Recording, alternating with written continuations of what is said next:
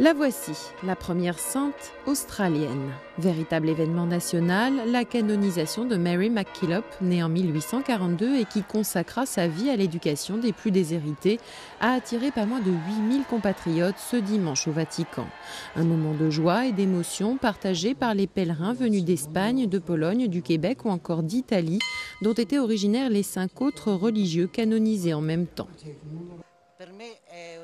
Pour moi, c'est un grand moment. Bien sûr, je ne peux pas participer à toutes les canonisations, mais je les regarde toujours à la télévision. Et ce sont vraiment de beaux moments, très émouvants.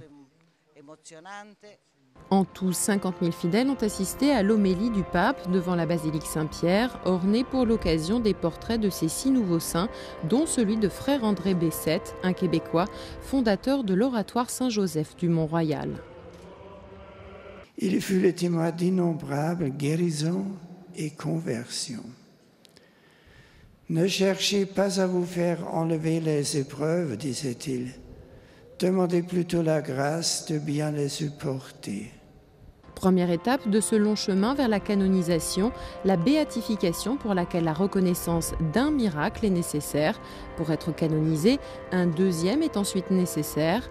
L'enquête, basée sur des témoignages et des textes, est longue et minutieuse. C'est dans ce bâtiment, à 2 pas de Saint-Pierre, que le Vatican décide d'élever au rang de saint ces religieux.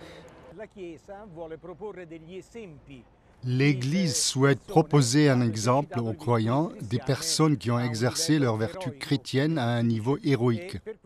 Et pour encourager la dévotion des fidèles, l'Église canonise des personnes qui seront ensuite insérées dans le paradis officiel de l'Église, c'est-à-dire le calendrier.